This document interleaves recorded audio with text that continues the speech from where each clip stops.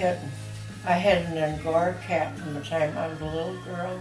I used to take care of her all the time. Had a little pen outside, and I just love her. It's my best pet. What was her name? What was her name? Caddy. Caddy. Caddy. Kitty I Caddy. got her from my aunt and uncle, and I got her for my birthday.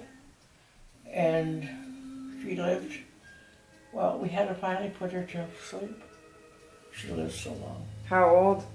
She was about 12, and she wasn't feeling well at that point. And so, what do you do? Yeah. You Give 'em- I mean, they didn't take her to a veterinarian and had her euthanized. They just, I don't know what they did, but they got rid of the cat. Did what you do in those days. Yeah. Yeah, whatever they did. So Yeah. whose turn is it now? You can You go. ready? Okay. How many brothers and sisters did you have while you were? How many brothers and sisters did I have? Yeah. I had 2 sisters and 6 brothers living, and 2 brothers that died in infancy. They were the 2 oldest in the family. So there would have been 11 children. I was the youngest. How did the 2 brothers die? How did I what? How did the 2 brothers, the older brothers, die? They were babies. They were both babies. How did they die?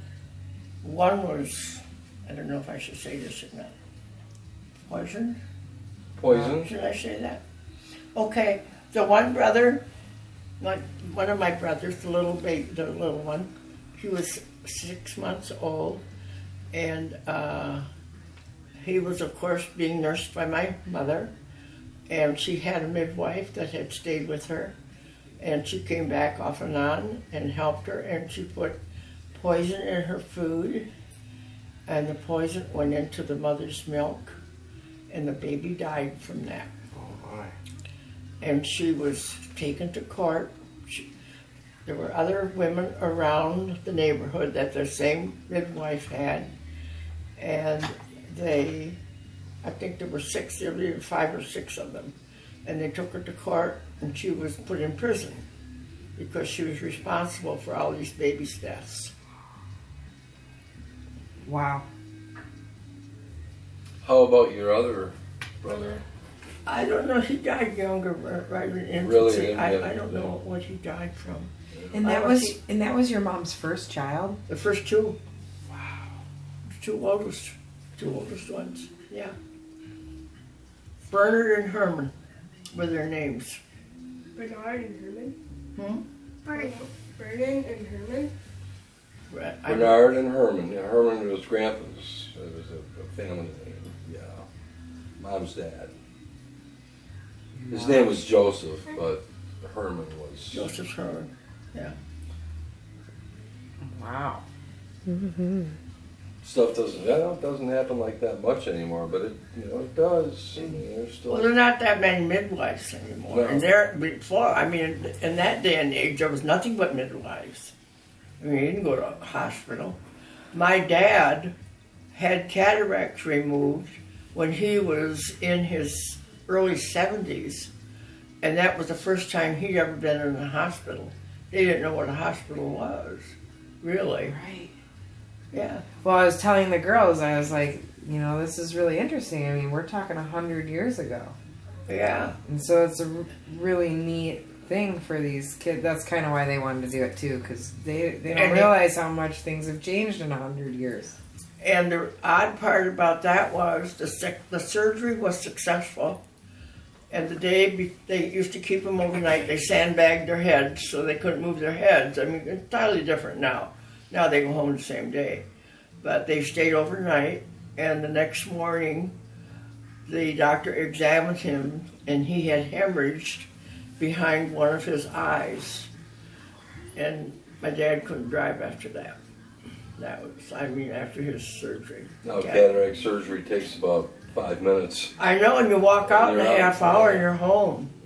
But then, I remember when we had these long sandbags, they were about that long, about this big around. And we put a sandbag on each side of their head for 24 hours. And they had to lay on their back. So, things have changed. What about you, Lily? You got a question for me? Yes. Yes. What was school like when you were growing up? Oh, school was fun. I walked 2.5 miles every day to go to school with my brother Bob. Uphill. And I went to a little, In 3 feet. I went to a little, my kindergarten year, I went to a little That's corner true, though. school, Both ways. only had 21 children in the whole school. And her name, my teacher's name was Miss Pinky. And then I transferred and went to St. Michael's Catholic School. And I was there until I graduated. But I went from the 2nd grade to the 4th grade because of my grades. They let me jump 1 grade. So I graduated from high school when I was 17. And I was too young to go, I wanted to go into nurses training, and I was too young to go into nurses training, so I had to wait a year. So I went and worked at the hospital as an aide, and I got $5 a month and room and board. That was all I That got. little room, Room and board. and that little small room, And a very small room. like a maid's closet. $5 a month? $5. But what else? I mean, I got my room and board. I didn't have to spend any money to eat, and I had a place to sleep. But I got to know all the nurses, which was an advantage for me, because I knew all the senior. I was in the dorm with all the senior nurses, so I had a lot of contact with nurses, and they all kept saying, "You don't want to be a nurse. What do you want to be a nurse for?" And I said, "Because I've always wanted to be a nurse ever since I was a little girl." "Yeah, but you don't want to be a nurse. No, that's not a good profession." But they were wrong, because once a nurse, always a nurse, and there isn't any time, no matter how old you get, if you're still capable, you can still find a job no matter where you are. So if you go from Michigan to Washington to Colorado, wherever, you can always find a job. And that's pretty consistent with most things in the medical field. Anything in the medical field, you can usually find a job. Yeah. Good point. It's true. Yeah. Then I went into nurses training, and there were 17 girls in my class, and there's only 2 of us left, and 1 lives in Venice. Oh, Yeah, Isn't that ironic? yeah, that's Two really brother siblings left? Do I what? Like wait, what of 2 things are left? Oh, someone she went to nursing school with. One of the girls I graduated from nursing school with. She was from Midland, but she lives down here in Venice now. and then it was World War II. Yeah, it was World War II. How did you meet Grandpa? Oh, I'll tell you how I met Grandpa, okay? I graduated, I had a lot of time to make up. The class graduated in May, but I had had surgery. I'd had an appendectomy, and I had missed some days in nursing school, and so I had to make up all those days at the end of the senior year. So I didn't graduate till October. And then World War II was declared. And out of the 17 girls in my class, 9 of them went into the service, either the Navy or Army. I joined the Army in February of the following year. Then I went to Chicago, Illinois, to Great Lakes for my first initial visit. I have to tell you this.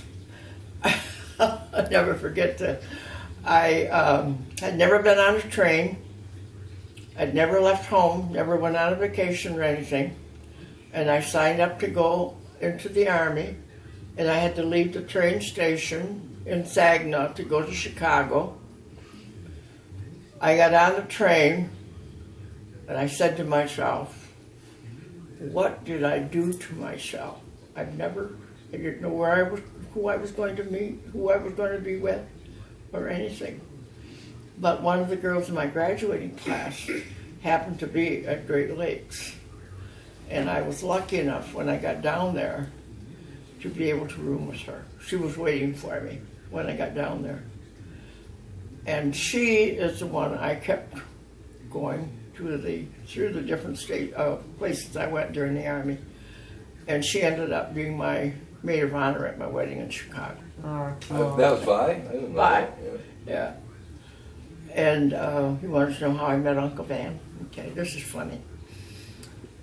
I went from Chicago, Illinois, down to Camp Ellis, Illinois, which was a brand new camp out in the middle of a farm, cornfields.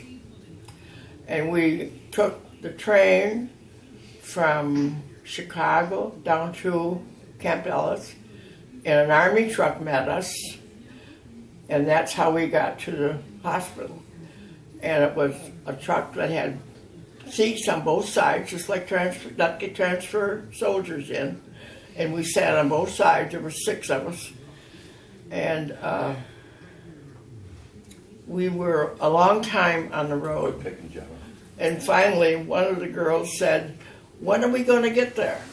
And he said, "You see that light way out in the corner, way out there in that field?" And we said, "Yeah." "Well, that's where you're going."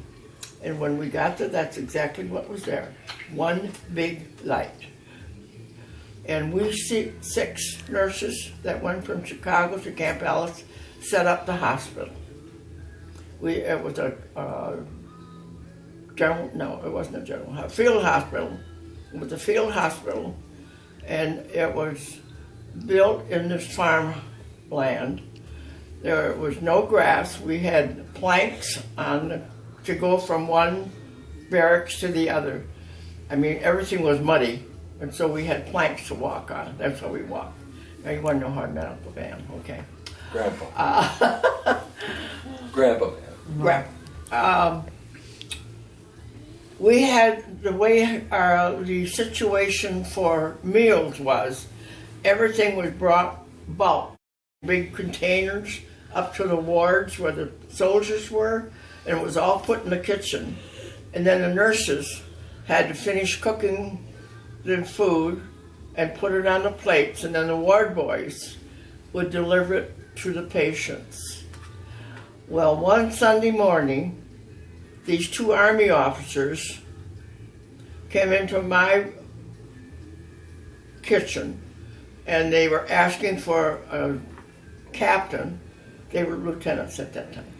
They were asking for a captain who had been hospitalized that week, and they wanted to visit him. And I said, "He's not on my ward. I do not know who you're talking about." And so I said, "Maybe he's in the other ward." So they walked down the planks, and they went into the other ward that my girlfriend, Vi, was. And luckily, he happened to be known by her, so she directed him. But Vi had never cooked anything in her life. So going into the Army and cooking for the soldiers was quite a task for her. So she was having a hard time in the kitchen. So the 2 officers, Grandpa Van and his friend, Johnny Corn, said, "Do you want us to help you?" So the 2 Army officers helped her get the food ready for the patients. And before they left, they said to her, "What do you do for activities?" And she said, "Nothing. We have nothing here to do. There's nothing there for us to do." So they said, "How would you like to go for a movie?" "Well, yeah," she said, "that'd be fun." And it was 50 miles into Peoria, and that's where we had to go to the movie. And so they said, "Do you have a friend that you might know that might like to go?" So she thought of me. Well, the 2 guys didn't know who they were going to go with, so they drew straws. And that's how Grandpa Van met me. He drew a long So straw. you picked your Could have been straw. Johnny Corn. Yeah. You picked your I straw. like how she said he drew the long straw. He got the long straw. Yeah. And that's how I met. And then we kept... That's cool. I did not go with Grandpa Van for a while.